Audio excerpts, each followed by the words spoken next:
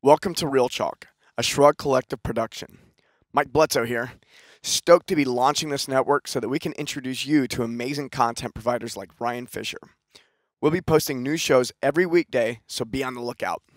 As a thank you for listening, Thrive Market has a special offer for you.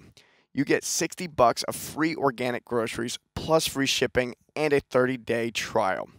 Go to thrivemarket.com/realchalk. This is how it works. Users will get $20 off their first 3 orders of $49 or more, plus free shipping.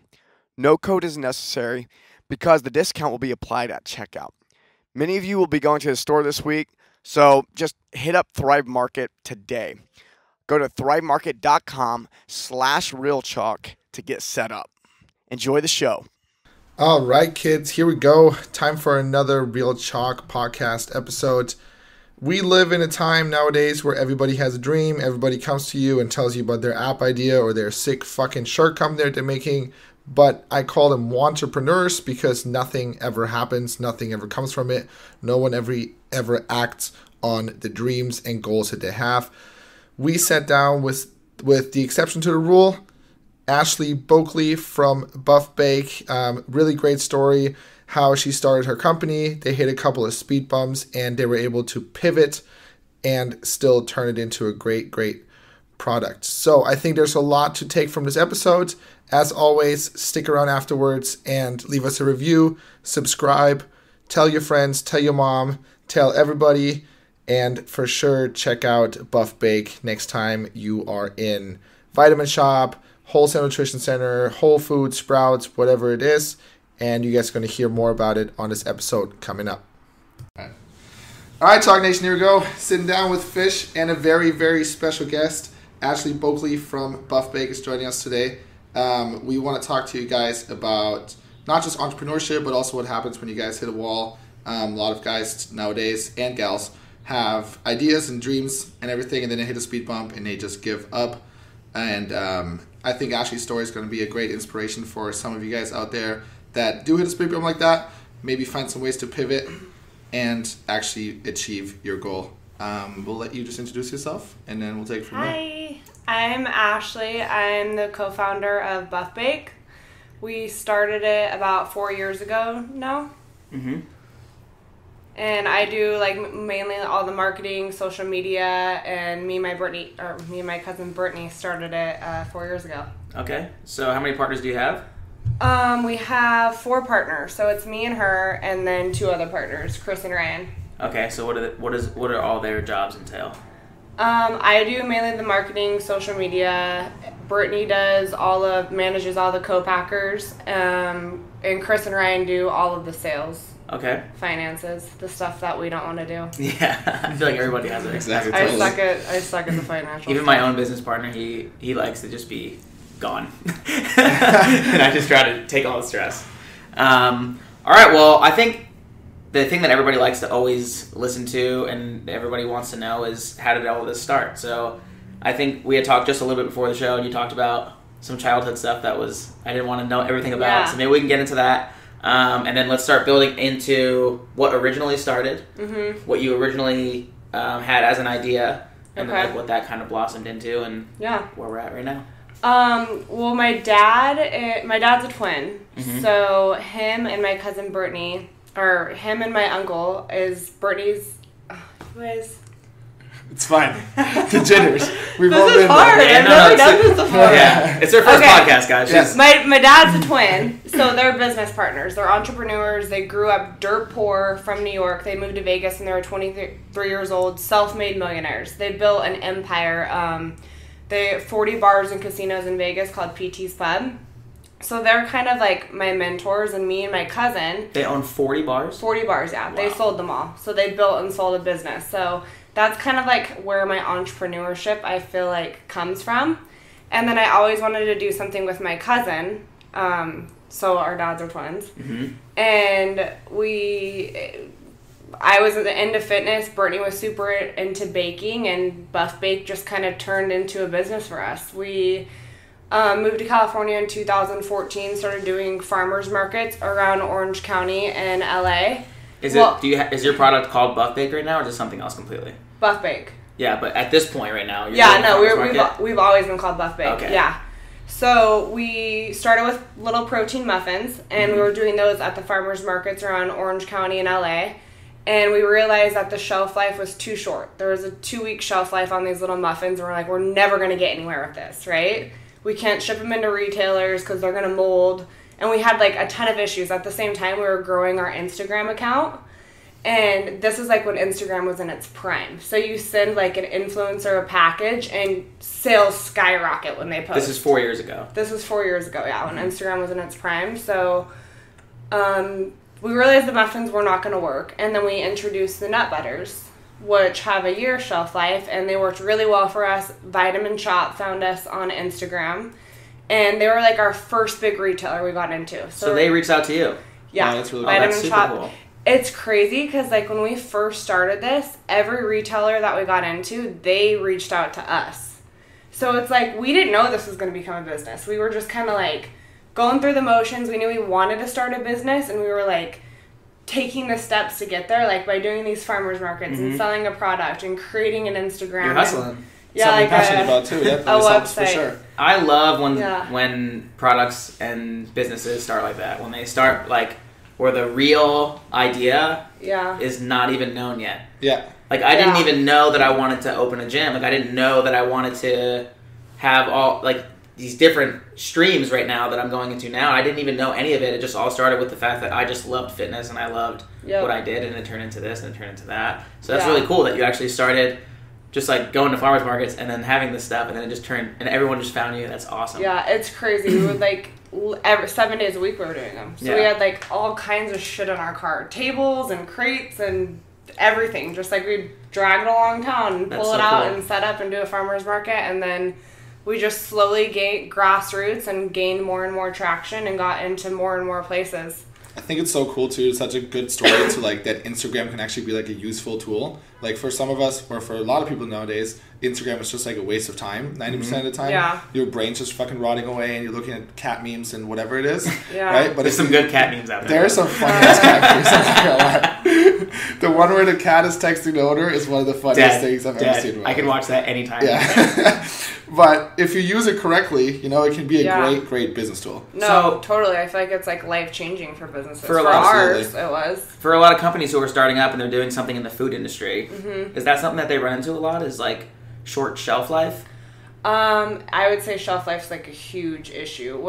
If I were to ever create, I don't know anything about this, and some of our listeners probably have no idea. Shelf life's huge. Like, I mean, most retailers that you ship into, they want you to have at least a 9-month shelf life. So anything less than that, they're like weary to even take your product in because you have to ship it. So there's like logistics involved. Then it's gonna sit on a shelf, and then people have to buy it.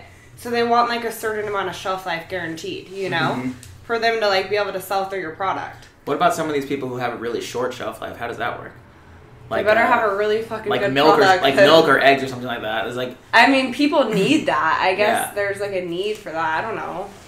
That people can have short shelf life products. It's just a lot harder. I feel like that would like be really bread. hard. Yeah. Think about bread. Like it molds and I don't know. Yeah. 2 weeks you Exactly. have to sell it. Like Make it would it, be ship it out, scary and for me. everything. I feel like to create something with that short of a shelf life, just because. I never even really thought about that, to be honest. Yeah. For a lot of products, you don't have to. You know what I mean? Like if you make supplements or something like that, they don't just go. Yeah, bad, supplements. you 2 know? years they can sit on a shelf. Yeah, okay. So you don't have to think about that. So like that's another thing that you have to consider when it comes to something like this. Okay, so now you're at the farmer's market with the nut butter now. Yep, nut butter. So then we're like, okay, well now our name doesn't make sense. Wait, we started with muffins.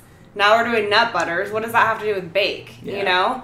So we're like, we need to create something where the name Buff Bake makes sense again. And so we're like, let's do a protein cookie. Because, I mean, to be honest, we saw Lenny and Larry's out there, and they were the only ones really doing it, you know? I still see their cookies. And they were crushing it when they first came out. I still remember like everyone was all over them. They're everywhere. And so, but we're everywhere now too. There you go. I know, I see you guys everywhere. Yeah. Which is cool. I know, it's amazing. Even when I see us places somewhere, I'm like, whoa, we're here. Because, like, we're in distribution. So it's hard to, like, you don't know where you're being sold at when you're in distribution. Like, you have different distributors that distribute your product, and they don't tell you where they put it. Oh, I didn't know that. Yeah. I have a little coffee shop right around the corner where I live on PCH, and it's like, it's tiny. And even they have new product in there.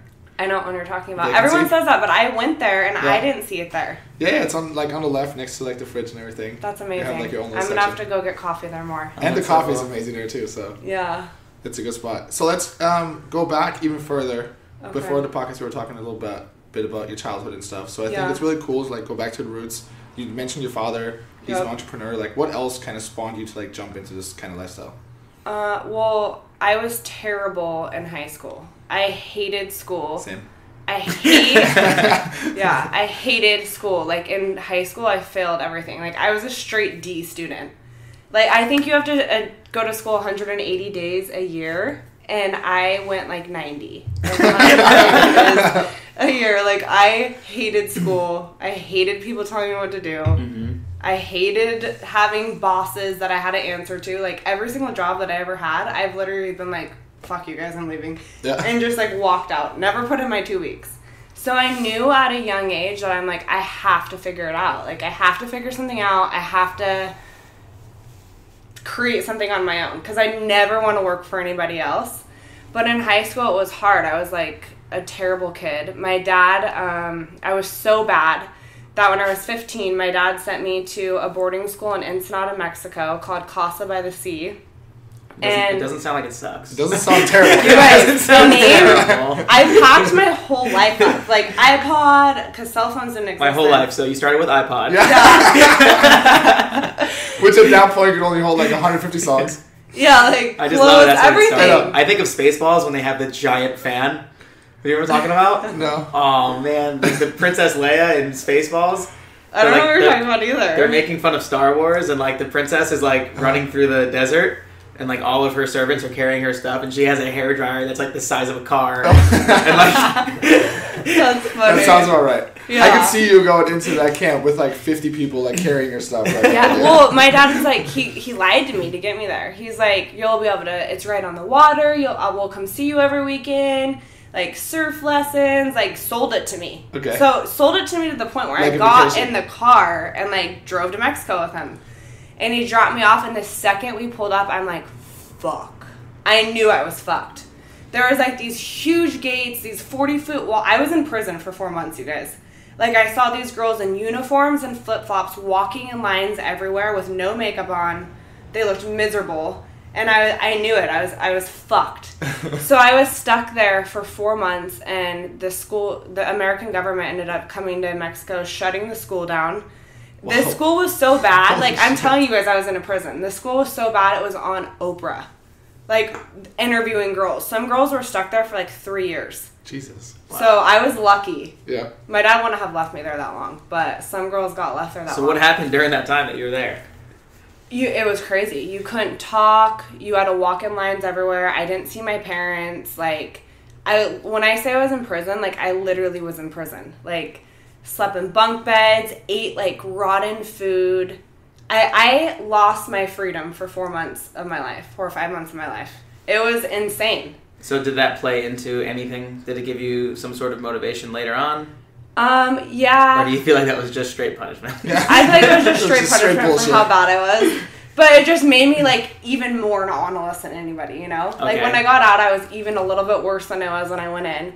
And then I remember I went on this trip to Europe for 30 days and, like, just going around the world and seeing people and seeing how people lived. I'm like, I want that lifestyle. Mm-hmm. Like, I want to be able to fly first class. I want to be able to travel when I want to. Like, I want what I want.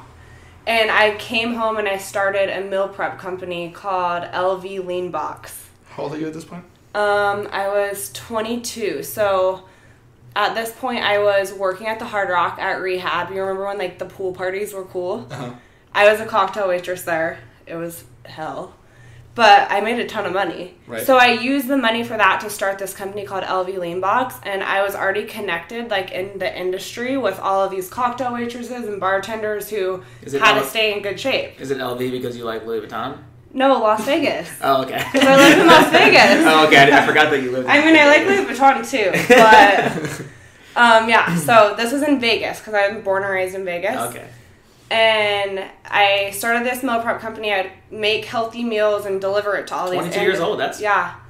Pretty to cool. all these industry people. So at that point, what does your like daily procedure look like? Like you went grocery shopping, you made the food, or did you have people do anything for you? So I had a friend who owned a restaurant, and I rented kitchen space for him, and I was allowed to go in his kitchen like 6 to 9 every single night, make my meals, store them in his fridge, and then the next morning I'd wake up and deliver, and I would do that 3 times a week, so everyone got fresh meals. And then I feel like I got lucky, but one of my clients was like this tech guy, and he had like a ton of money, and he was bored out of his mind, and he lost a ton of weight with all my meals, and he ended up buying the company from me. Because I was like, I want to move to California, and I want to start this buff bake with my cousin, you know? And he's like, well, I'm going to buy it. Like, I want to buy your company. I love what you're doing. It's changed my life. And so that was like my first company I sold. That's awesome. Here's the thing, like you said, you're getting lucky. I hate when people say that about like other people, like, oh man, they just got lucky, like they just met the right person at the right time. You put yourself in that position. You know what I mean? You weren't just sitting at home on your ass and someone came and handed you a check. Yeah. You know, you did something and then you kind of start building from there. Yeah. But go ahead. My story is very similar. Like I had a personal training client who's actually the person who gave me the money for my gym. That's amazing. Because he just loved my training and he loved my enthusiasm and my hard work and stuff, and it's like literally the same thing, and then everything kind of blossomed from there. It's crazy because like you don't really know who you're affecting until like someone like that comes along and they're like, I believe in you this much that I'm going to give you this much money, or I'm going to buy this from you. I tell everyone that. Like I have so many shows. We have so many shows where I tell everybody like you have no idea who you're talking to at all times. Yeah. You have to be the best version of yourself to every single person, especially if you're you're giving some sort of service away, like or even just standing in the line at the grocery store, like talking to the person next to you. You know what I mean? It's just always crazy. be the best version of yourself, and like you never know what's gonna happen, but you have to put yourself in a position where you're able to win. Yeah, I agree. I totally agree. Yeah, that's like the most important advice that I can ever give anybody. I agree. Yeah. I'm reading this book right now, How to Win Friends and Influence. Perfect. We always do a book recommendation. Really? Yeah. So go ahead and say it again one more time. Well, I have 2 actually. If we're gonna do a book recommendation. Okay, absolutely, go for it. Okay, How to Win Friends and Influence People. I mean, I've only read like I'm 4 chapters in, but I have already like I think about it every single day. Like what they talk about in this book, like basically like a leader, you can like lead people and be like, do this, do that, or you can be like, hey, like be a leader and like I'm gonna do this with you, you know? Mm-hmm. Like that's kind of what it's about. And I like that. Yeah. And there's more about it. I'm only on chapter 4, guys, but I really like it so far. The other book is How to Be a Badass by Jim. I actually have that book. Someone gave it to me, but I haven't read it yet. It's life-changing. Okay, I have to read it now. It seriously is life-changing. I got it as a Christmas gift. Yeah. It's I guess it kind of like is branded towards a girl, right? It's a yellow book, right? Yeah, it's a yellow book, but when I look at it, I like think more girly. But like this book, like anyone could read it, and it relates to. Okay, cool. It's amazing. Perfect. I've heard that recommendation's been out there. I've heard that one a lot. It's so, and the girl's just like so raw. Like she doesn't talk like in the intellectual like big words that you don't understand. Like the Power of Now. Have you read that? I have not. Oh, that's a good one too. I mean, I could be a book. I was going to say, recommender. You're on a roll right now. No, but How to Be a Badass would be my number 1 book recommendation. Okay. It's amazing. All right, so keep going on from there. You sold the meal prep company. You moved to California. Sold the meal prep company. Moved to California, and still then 22. 23. I want to say I was like maybe 22 is wrong. Like 23. I started Buff Bake when I was 24. Okay. So, yeah, 22, 23 around there was the whole LV lean box. And then I moved to Buff Bake. I moved to California February 2014 and started Buff Bake. Like, the week I got here, I'm like, we're going to the attorney, we're getting an LLC, and we're starting Buff Bake. And so I'm like, I can't sit around. Like, I have to be doing something. And so, yeah, that's when we started Buff Bake. We got our LLC. A month later, we had our website live, and I somehow talked all of these ladies, these farmers market ladies. You guys would think it was easy to get into farmers market. These ladies are like hell.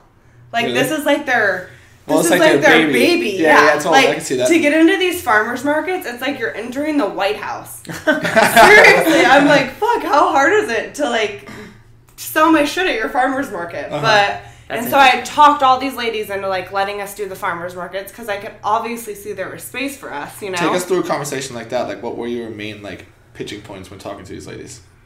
I mean, I do so much better with men, I feel like. Uh-huh. Like, I am like, every time I walk Typical into girl a thing buyer, to say. yeah. Every time I walk into a buyer's meeting and I see a girl, I'm like, okay, I have a 50-50 shot I'm here. screwed. She's either going to like me or she's going to fucking hate me. But a typical conversation, I mean, I feel like... Guys are just so fucking simple, dude. We're such assholes. It's unbelievable. So bad. It's so bad. I feel like guys are less judgmental, too, though. Maybe, yeah. But Or maybe they just put me, those judgment aside for other things. Yeah, a lot of these ladies would tell me no. And so I feel like the thing with me, and I feel like the thing that every successful person needs is like persistence. Like, if someone tells me no, like, fine, see you tomorrow. And I'm going to come back and ask you the same exact question, or I'm going to pick up the phone and ask you the same exact question until you tell me yes. I love it. I read And that so actually that's about you kind of- online before. You did? Before we talked, yeah. That was in the LA Times or something article. Some Oh, sort yeah. of article, yeah. It's at the end.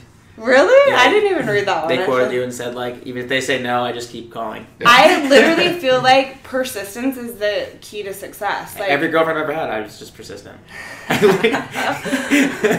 like, no, yes. Yeah. like, I promise, yes. You'll see. Really fucking careful with that advice, guys. No does not mean yes. Okay. I don't want to end up in a place in Mexico for 4 Yeah, months. seriously. Yeah. All right, so now we are starting a Buff Baked. Yeah, so we're So- starting Buff Bake. We're at the farmer's market. We're breaking At the into the farmer's forest field. market. Breaking into the force field. So this is, around this time, it was still me and Brittany, and then 3-4 months into the business, Ryan, one of our business partners, reaches out to us. He worked for Burden Snowboards for 20 years. He owned his own little independent sales agency. Mm-hmm. And he reached out to us on Instagram, and he's like, hey, I'm really interested in your business. This is when we probably had 10,000 followers on Instagram. And we literally thought we were famous at that point. But he Kind of were at that time of 10,000. he reached out to us. He's like, hey, I want to be a part of your business. And so he lived in Huntington. We went and just met up with him. And I mean, to us, we're like, hey, this guy knows what he's doing. He's ran a business before. And within 2 weeks, he was one of our business partners. And he just ended his contract with Burden. And so he came on full time, and we started running Buff Bake out of his house. So literally jarring nut butters, shipping out packages, Ryan's house in Huntington was our home base for 3 months. So that was going to be my next question, actually. At that point, what does your operation look like? Do you still buy all the ingredients in at Yep. Ralph's, or are you So at this point, we were still making everything, and then we were a little bit above Ralph's. So we would find distributors. So there's these companies that would distribute ingredients. Mm-hmm. So we were kind of to that point where we'd order in bulk and we would get a discount. Larger so quantities. It'd be, Okay. cheaper. But I mean, we did it on a really small scale. So we weren't that far above Ralph's. Okay. We did everything around. We made the nut butter, and then we graduated to this place called the Hood Kitchen. It's in Costa Mesa. It's like a commercial kitchen where you can go there to make your stuff, rent kitchen space.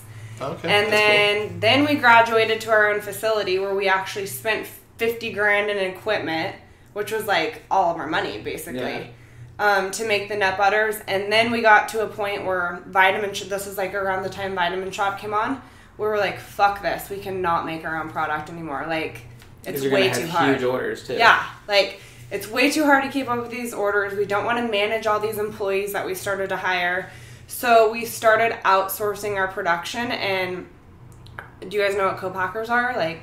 People that make your stuff for you. So we moved everything to co-packers who make all of our nut butters now, all of our cookies, all of our products. Was there any fear there at all that the quality of your product would suffer when you do something like that? When you were so hands off now? I mean, yeah, because they don't care as much as you do. Exactly. Yeah, it's not their company. But at the same time, the co-packers that we do have, they're really good. So we could be there the whole time. So basically, it's we would go there and watch everything happen and manage their employees when they make our stuff. Okay. So That's there cool. was a fear, but we felt comfortable at the same time. Gotcha.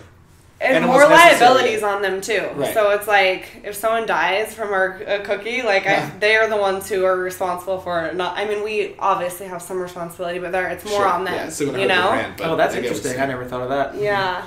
So Co-packing sounds like a good way to go. Totally. I mean, it takes our production runs now. We run for like cookies. We'll run around the clock for 5 days straight, and there's like 40 people on a production line at once. So it's insane. Like imagine hiring 40 people that you have to manage, and then like investing in all that equipment, and just that'd be it's rough. so hard. So what did it take for Ryan to become a partner? So let's say It didn't take much for him to become a partner. We pretty much it literally was sitting down at his table, and did he give you guys money, or did he promise some sweat? Yeah, so he gave us a little bit of money, and then we went to an attorney and we got an operating agreement put into place, and he was 1/3 partner. You just felt like he was going to help you guys tremendously? Yeah. Okay. We did.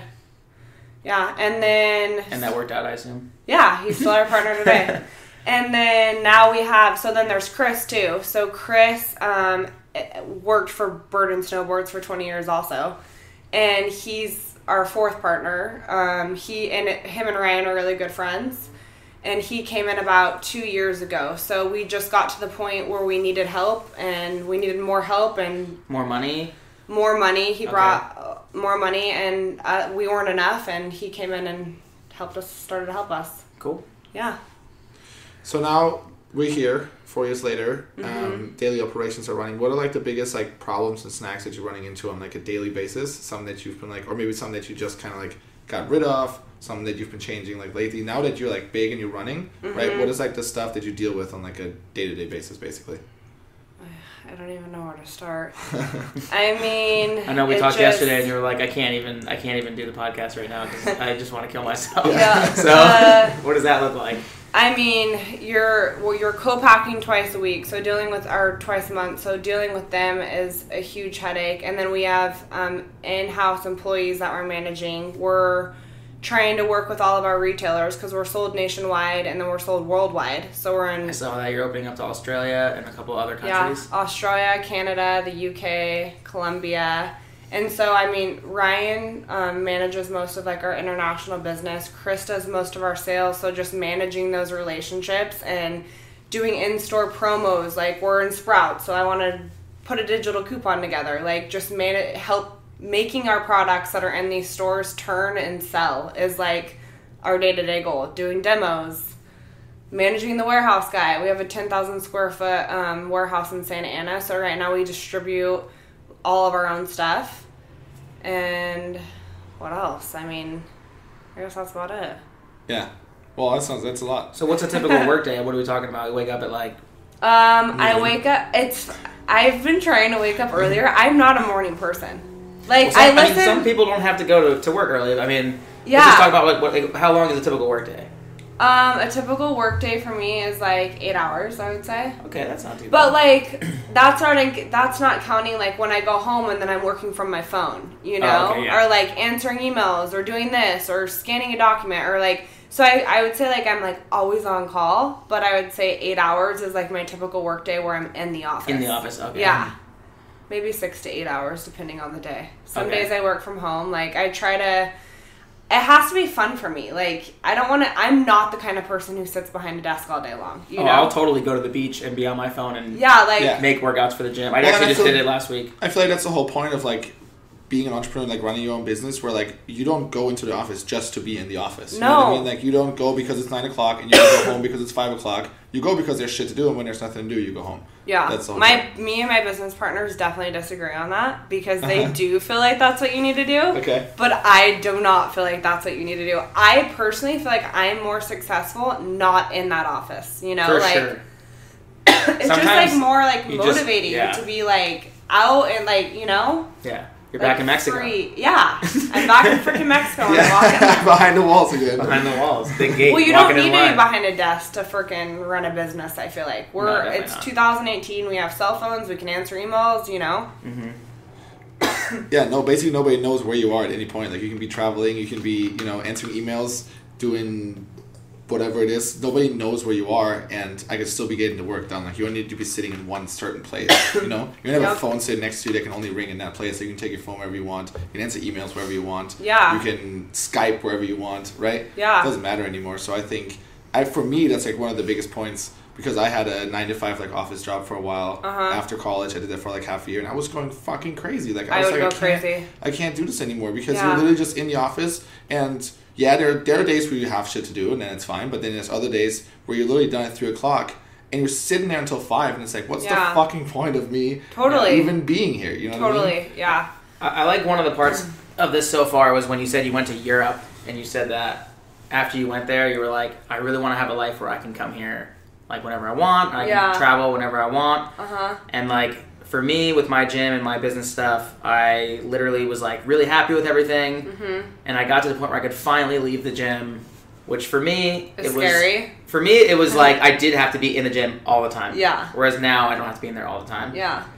But I went to my first trip in Europe, and I was there for 2 weeks, and I'm a big hiker and adventure type of person. Anything you can get hurt doing is what I'm all about. So I went to Norway and Iceland and Italy and like all these places and did all these crazy things. And I went by myself. I had no one with me. So cool. I didn't book one hotel. Everything was like figured it out. Everything was on the fly. Only one night I didn't get a place to stay. And what did you say? I just walked the streets for the whole night. Oh my god! I didn't have any choice. I'm like not a rough it person at all. I'm like, put me in a nice hotel. I don't like to know like what I'm doing like on my trips. I like just everything to be spontaneous. But anyway, that trip, literally, I came back and I was on fire. I was like, I want to be able to travel more than anything. Like right now, my motivation is not the Lamborghini. It's not the huge house. Like my motivation is like I want to see everything. I want to experience everything. And when you said that, it like really rung. And I know I feel like that's like a huge thing. Like travel for me is huge. Like I feel like experiences over money for sure. It makes me want to work harder, and it's kind of good, I feel like, to escape like your everyday life and like see how other people live, and you know, like you become more grateful too. Like 100%. when you go to these other countries, your whole perspective on life is completely different than someone who hasn't traveled. That's one of the biggest points for me. It's not even like going out and like going to these like crazy places and everything. It's more about seeing the people and like understanding there's like different ways to live your life as well. You know, you kind of when you live, especially like in America, I feel like you're so boxed in, and you're kind of like, all right, this is the only way, and like this is the way to live your life. You know, we're talking about like 9 to 5, talking about like commuting to work every day, stuff like that, and then you travel the world, and you just kind of realize like it opens your mind a little bit that there are other ways out there to live your life, and it kind of makes coming back easier because now there are other options. Now there's so much more that you can do, that you can play with. Well, and it kind of motivates you too. So, because you're like, I want to be able to do this again. So I need to get back and work my ass off so I can go do it again, you know? Yeah, totally. And just making connections with people, you know, just being abroad, what we were just talking about, always being the best person. Like, you can be in freaking Italy and meet your next business partner or whatever it is. It's crazy how much nicer people are in different countries, too. Yeah. Like, people in America are dickheads. Yeah. Like, everyone's so, especially where we live, I feel like, everyone is so rude. Yeah, for sure. Well, because everyone here is fucking famous. Well, Yannick's from Germany, so he has that. I was just going to say, it kind of sounds like you have an accent when you talk. Totally. I was, like, watching your lips move, and I was like, is he from here? By the movement of my lips, you're figuring that out? I was thinking the same thing. I was like... She has traveled a lot now. You're a pro, for sure. Oh, God. But I think I actually went to Whistler in Canada to go snowboarding recently, and I would say Canada's probably the nicest people I've ever met in my life. Canadians are very nice. And I was in Vancouver, like, such a great food scene, by the way. And Oregon as well. Portland, Oregon, crazy food scene. But either way, the people in Vancouver were just... Like, they made me feel like I was a terrible person because they were so nice. Yeah. Like, oh, my God, you're the nicest human I've ever met.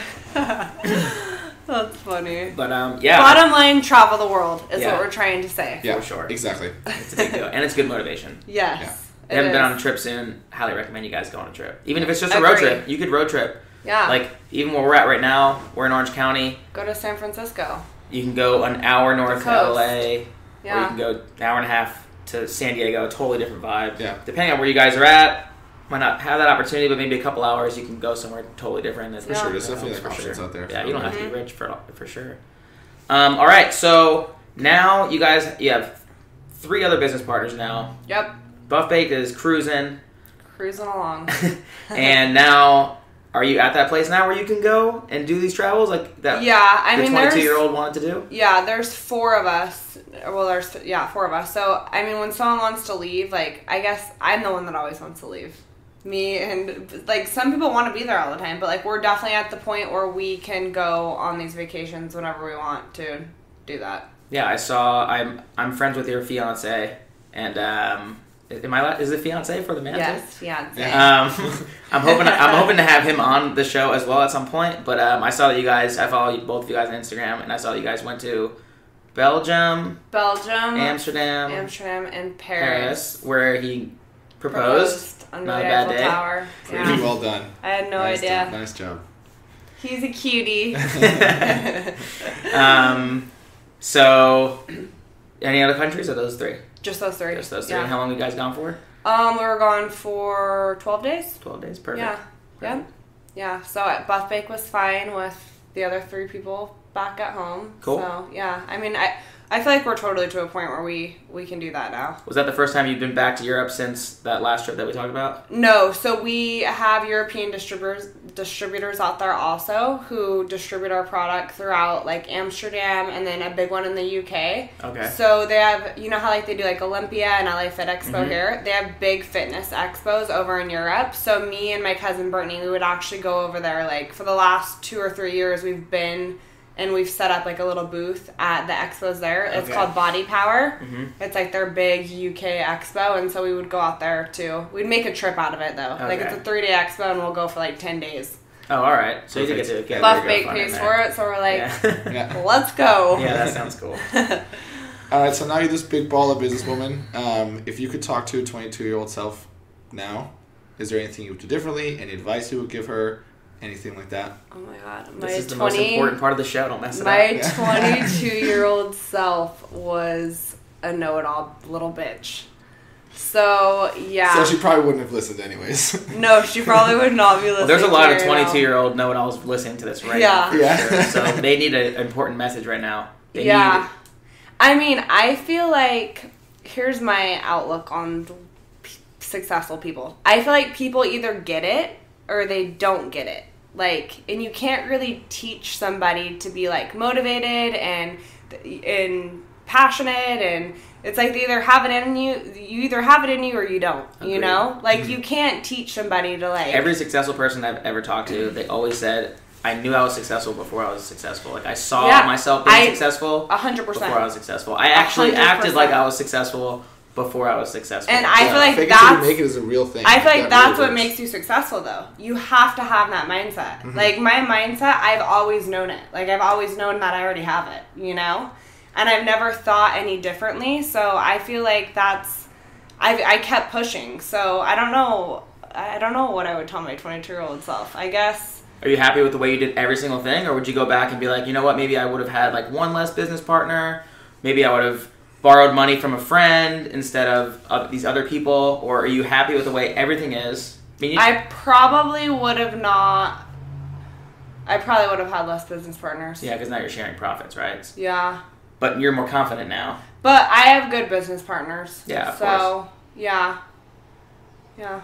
I don't know. But I feel like you either get it or you don't. Like, and you have to have that drive and you have to have that motivation, and it's just something that's in you, you know? Like, I don't feel like you can't teach somebody to be successful or like be an entrepreneur or like you just have to like want it. It's like an internal fire that you either have. You either have it or you don't. Do you think that it for some people it depends though on like what path they take? Because when you were talking about like how you were in school, you were literally describing me in school. Like it was exactly the same.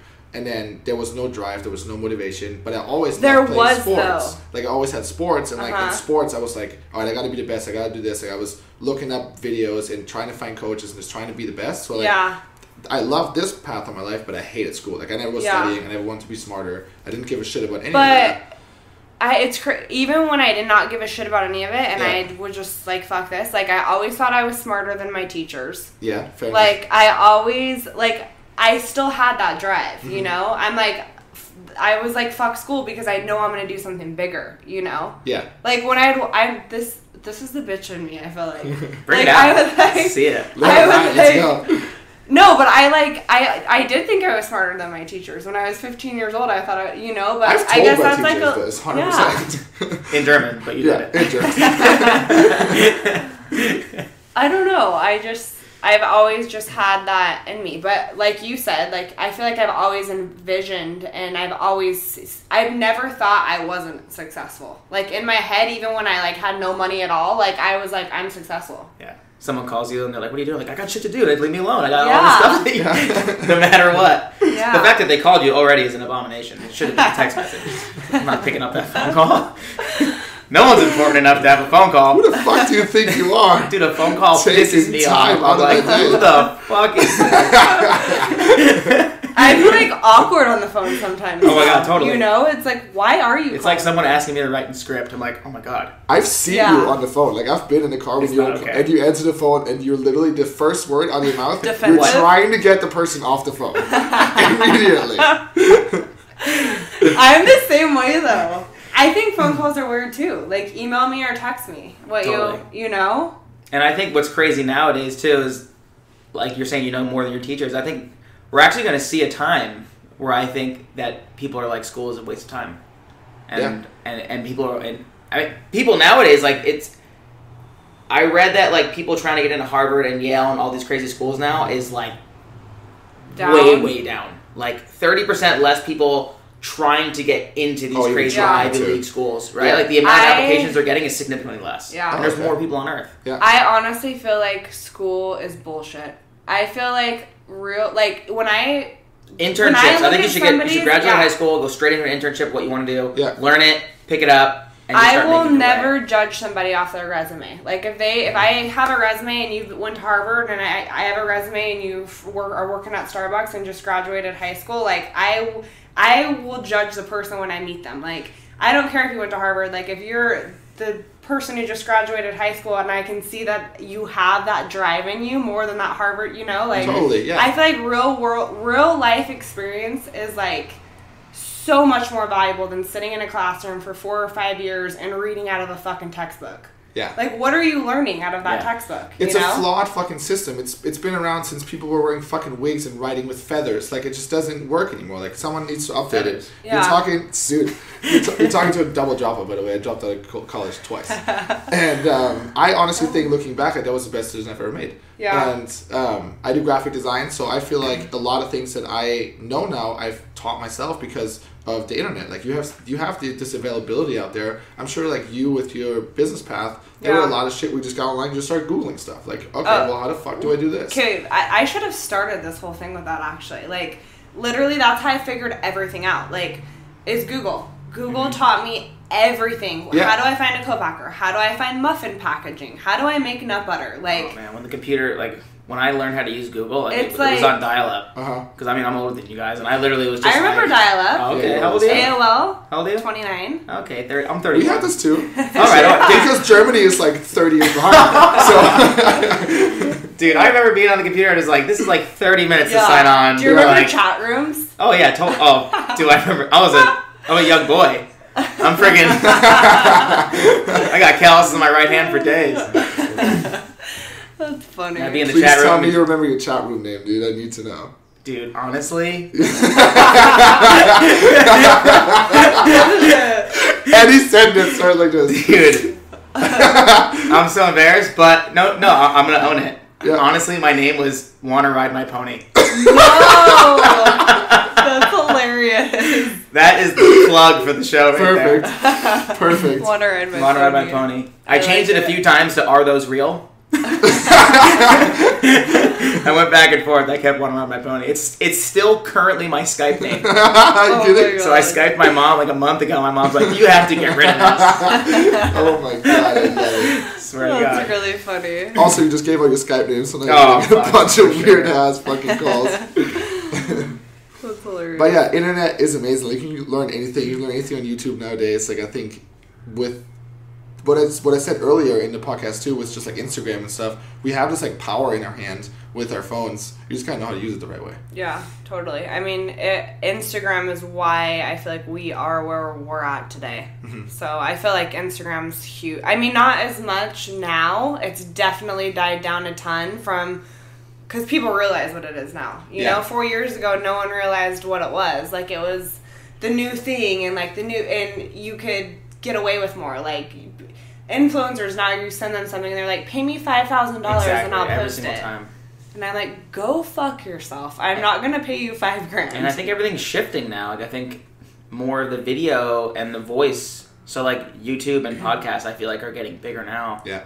Than Instagram. Yeah. Well, there's a lot of shit on Instagram. Like, there's a lot of buff bakes on Instagram. You know what I mean? There's a lot of people that were you when they were there, that are you when you were 22, and they're trying to do exactly the same thing. Yeah. But first of all, there's a lot of them. Second of all, they're doing it for like a week, and then they're over it again. Yeah. You know?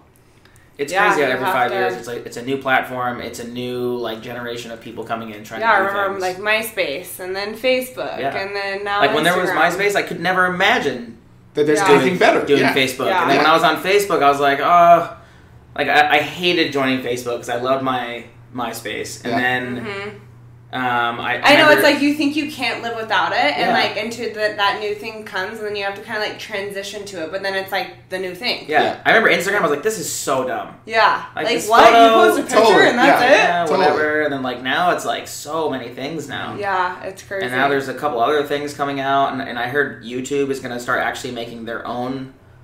Like, I'm not big into YouTube. It's such a pain in the ass. I just started listening to podcasts too. So podcast is simple because you can listen to it in the car anywhere. Like, you don't have to watch it. Yep. You can have your little wireless earpods in now, and you're just cruising and listening. Traveling to stuff. anywhere, like it's easy. And you can listen to almost anything. Yep. Like at any time.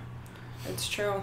Moral of the story, I guess, just you got to stay ahead of the trends. Like, you and I have had this conversation before. Like, if you were... Dude, first to market is everything. Yeah, if you would have been to Instagram 2 years earlier or something like that, you know, then that would have been huge. So, like, find the next Instagram. Like, what's the next thing? Like, maybe it's podcast, maybe it's YouTube, maybe it's something completely different. Yeah. That's like a whole other subject, I feel like, for me. For is sure. like being first to market is, I mean... On any platform. In my world or, like, in anyone's world, I feel like is everything. Like...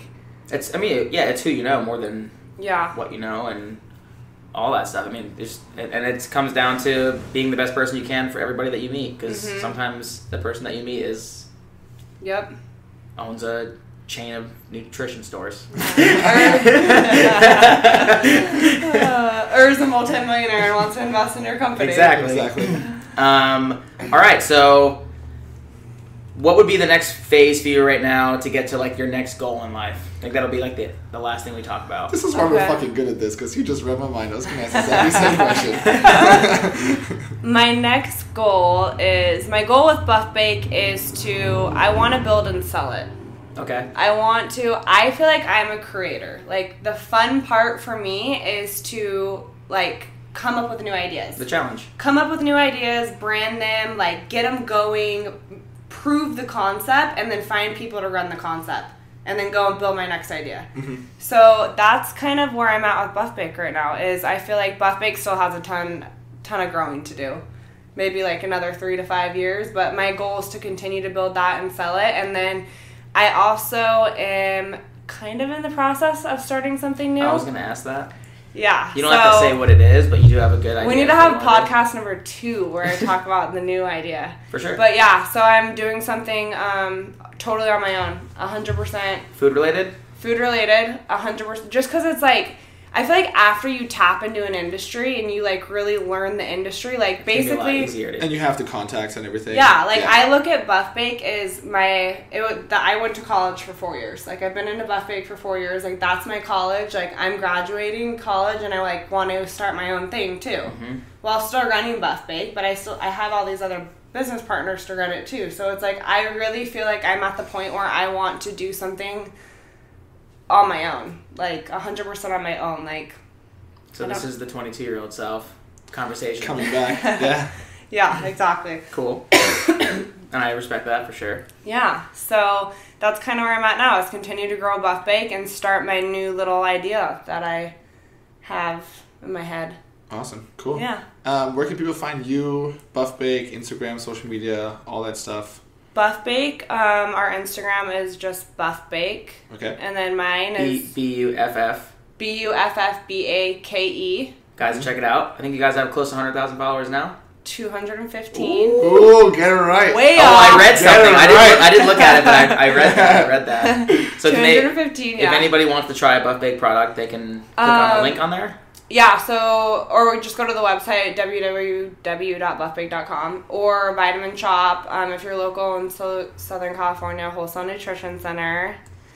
My favorite, where else? Sprouts, we just got into Sprouts, Safeway, Albertsons, East Coast, Wegmans, H-E-B, or just order it offline. What kind of flavors and stuff can we get people salivating on right now?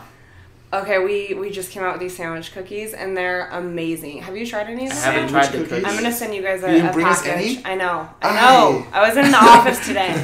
Your fiance has brought me.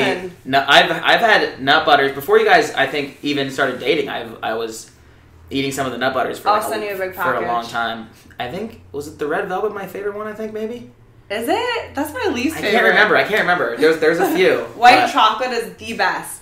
But these new sandwich cookies that we have, they're 2 little mini cookies with our nut butter in between them. Oh. And they're crunchy, so they're like Nutter Butters. And we're coming out, actually, like, as we speak, my cousin's at the co-packers, and we're making sweet and salty. It kind of tastes like salted caramel and birthday cake, and they're amazing. Oh my god. So those will be live by the time this goes live. They're so good. Oh my god. Yeah. All right, guys. Well, there you have it. The whole story, and we just gave you a Food Network porn scene. Food porn just now.